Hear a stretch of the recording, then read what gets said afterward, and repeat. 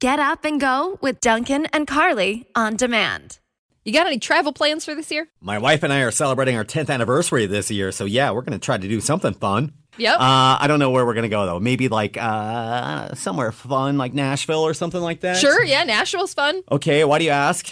Because I have a list of the top travel destinations for last year for Minnesotans, so it could give you some ideas if you're like wanting to go somewhere, but you don't have official plans yet. These are the top places that people...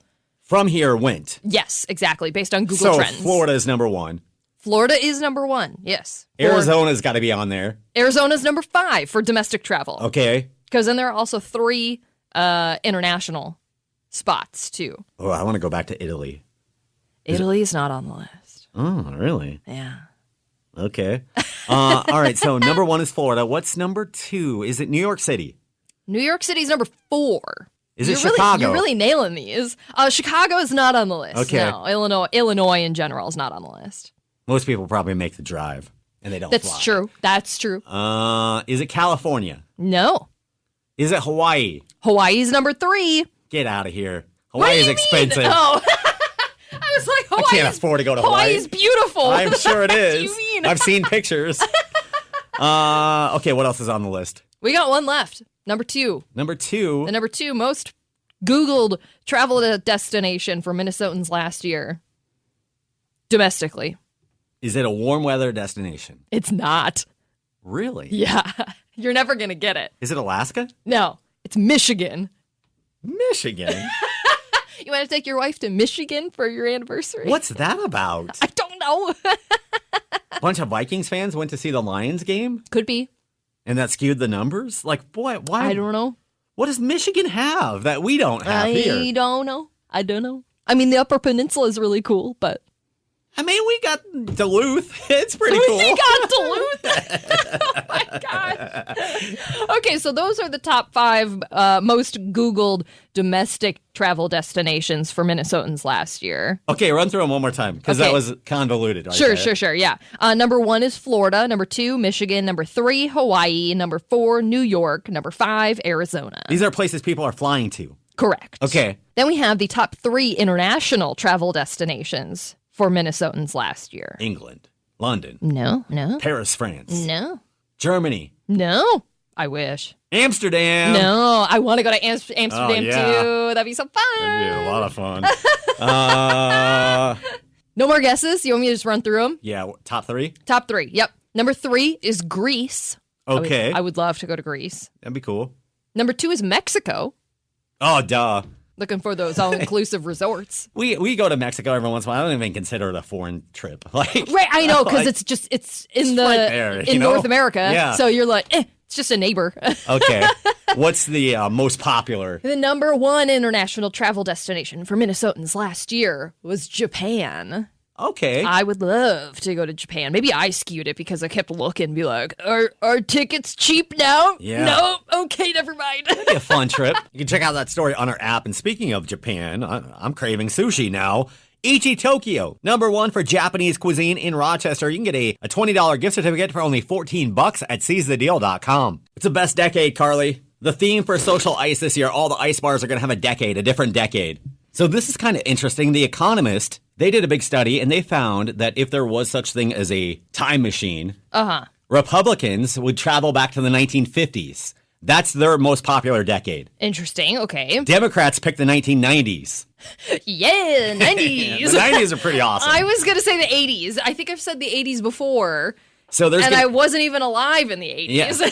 Well, part of it, I think, would be, like, I lived through the 90s. It was epic. Yeah. I'd like to go back to that. But also, like, the 1920s sounds pretty cool. I would love to be my current age in the 90s and the 20s and probably the 80s as well, just to, like, experience it. Yeah. From what we hear, it was a good time. Yeah.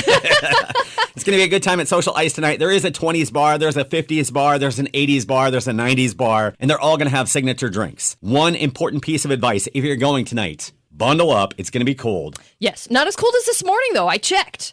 Yeah, well, right now it's like 8 below. Yeah, well, you got to think positive. We're going to be at least double digits above by the time Social Ice rolls around today. So by the time it kicks off, it's going to be 12 above. Yeah. By the time we get there, Carly, at 6, could be snowing.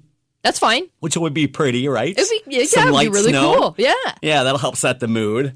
But here's the really key thing to do. If you're obviously going to bundle up, wear a lot of layers. Wear boots. Yes. Some people show up in their tennies. No, bad idea. Bad idea because they're standing on concrete, frozen concrete. Just don't. Yeah. Don't worry about how you look. Just be warm. Yeah, this is a party where you don't have to worry about your look. No.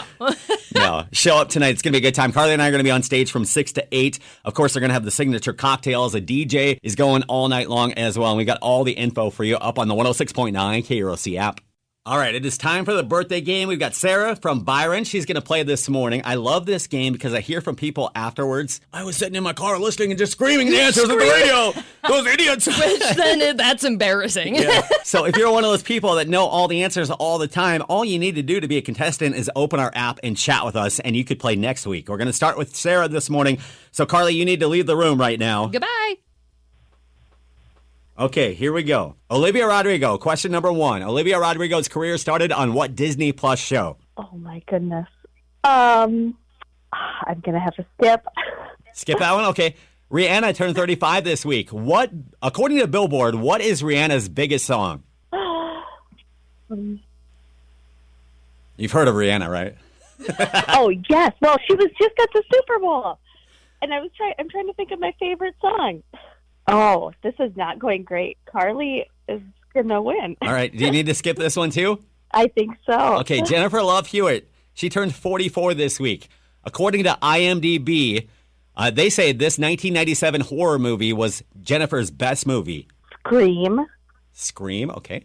Drew Barrymore, 48 this week. Drew starred opposite of Adam Sandler in 50 First Dates. What was Drew's character's name in that movie? Kelly. Okay, final question. One-hit wonder James Blunt turned 49 this week. What is his one hit? Is it You're Beautiful? That's my final guess. How do you think you did? Terrible. I think I got 0 right. Okay. Carly, come back over here. I have won the past few weeks. I So know. I'm pretty proud of you. we shall see what happens today. Olivia Rodrigo Uh-huh. turned 20 this week.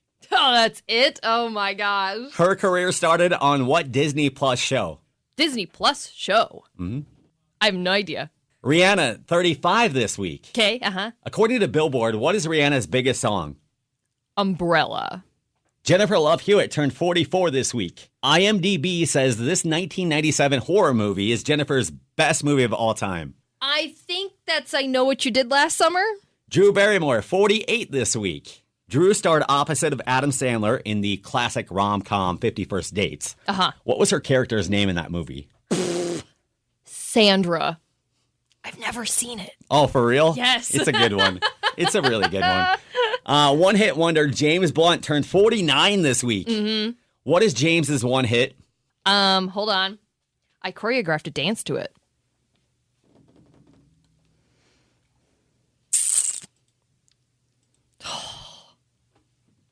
I mean, we're only on the air till 10, so. I want to say it's like Let You Go or something like that. Okay. Do you guys think the questions were hard this week? No. Okay. I mean, I don't know because I feel like I didn't do that great, but Olivia Rodrigo, 20 this week. She started on Disney Plus on the show High School Musical. she was on. Oh, like High School Musical, the musical, you mean? High School Musical, the series. Because I watched High School Musical, and Olivia Rodrigo was probably not even around when that came out. All right, so you both got that I was wrong. definitely thinking the movie. Okay. Gotcha. Okay, we both got it wrong. Okay. Rihanna, 35. According to Billboard, what is her biggest song? You both got this wrong. It's not Umbrella. Umbrella was number 5 on the list of her Really? hits. Yeah. We Found Love with Calvin Harris. Oh. It's her top song according to Billboard. Okay. Jennifer Love Hewitt, 44. Sarah, you said Scream. It's her best movie of all time according to IMDb. Carly, you said I Know What You Did Last Summer. It is I Know What You Did Last Summer. Oh. Never seen it. Carly is up 1-0. Drew Barrymore, she was in 50 First Dates. Her character's name was Lucy. You both got that wrong. Yeah, what did I say? Sandra or something like that? Sandra and Callie, I think. Sandra's Grease, right? No, Sandy's. Oh, Sandy, Hello? yes. Okay. And finally, James Blunt, what was his one hit? What did you say? Let It Go, Carly? Let You Go or something like Yeah. that. Not Let It Go. It's not Frozen. I'm not that dumb. And Sarah, you said You're Beautiful. It is You're Beautiful. Oh, I was thinking of a totally different song. You're beautiful. Yes. It's true. Oh, I listen to song. that song all the time, too. That's so sad. That was a big jam back in the day. Heck yeah. So we have a 1-1 tie. That's so embarrassing. But it's good news for you, Sarah, because a tie goes to you. That means you're a winner today. Oh, yay! You get a 4-pack of Thank Marcus you. Theater movie tickets. You're very welcome. You can check out what's playing this weekend at marcustheaters.com. We play the birthday game every Friday morning. If you want to be next week's contestant, open up our app and chat with us right now. Business Insider says How the Grinch Stole Christmas is getting a sequel this fall. The book is coming out no later than September and is titled How the Grinch Lost Christmas. And it picks up where the original story ends. Sounds dumb. It's a book? It's not Yes, like it's a book. They're not doing a movie? Not yet. I hope they never do because it sounds real lame. But I mean, maybe it'll be good. But Yeah. it's hard. Like, that's such a classic. I Why know. mess with it? Don't touch it. So we got a lot of snow. Uh-huh. Yeah. Maybe that would be an understatement. But if a snowplow came by and knocked over your mailbox, what are you going to do? Who's responsible for it? Well, you are, obviously, right? Your mailbox shouldn't be hanging out on the road like that. Owners are responsible Oh, for real? for their mailboxes, but if a snowplow hits it, then you can get it covered by MnDOT, is Okay. what I'm seeing. They'll pay you back for it. But you have to prove that it was the snowplow that hit it and not the weight of the snow that it was pushing that knocked it over. If it was the weight of the snow, then it's your responsibility. I'm pretty sure that'd be pretty easy to prove. I would think so. Well, You just my have to have the right mailbox is camera 4 angle. houses down. Well, there's that too, yeah. Instead of it like got tipped over, it's Yeah. like way down the street. The snowplow's like, oh, there's a mailbox in here. That's gotta suck. If that's happened to you, you can read more specifics on what to do right now in our app. There's a new study by the University of Oxford that says 40% of household chores will be done by artificial intelligence in 10 years by 2033. It will decrease the amount of time that we're spending on chores by 39%. Sounds lovely, though. I'd like to have a little arm that extends from my kitchen sink that washes the dishes for me. That'd be awesome. Yeah, this AI thing freaks me out. I know it I'm not does. down I for know. it. I'm excited. I'm excited to see where it goes. And finally, we've got a Minnesota restaurant where you don't get to decide what you eat. It's chef's choice all the time. The place is called Demi. It's located in Minneapolis. So the chef comes out with all these different options and you just eat it. Okay. That's just how it goes. And it's such a bougie restaurant Of that course, you it sounds super bougie. you have to make reservations a month in advance. It's not like, hey, honey, what do you want to do this weekend? Oh, let's go check out Demi. No. The reservations for the month are released at the beginning of the month, and then you got to make them a month in advance. Is the menu posted? Like, this is what we're going to be serving? Or do you just show up blindly and say, and they bring out beef tartare and like, you're like, oh, I was hoping for seafood or whatever. Because I pick restaurants based on what I'm craving. Sure. I don't think they post it. So that's kind of a fun date idea, but also like, Yeah. if you show up and you're like, well, actually, I'm allergic to shellfish. Right, I know, yeah, seriously. So it's served in several courses, about 5 courses usually. They're all small plates paired with a beverage. Okay.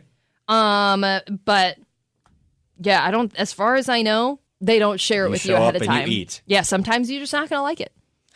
You get what you get. You don't Sorry. throw a fit. Yeah, exactly. The chef comes out and says that. That's their motto. All right, read about that place. I mean, it does sound like a fun It date sounds night. kind of cool. Check that out and get more local news right now on the 106.9 KROC app. Dunken and Carly, weekday mornings on 106.9 KROC.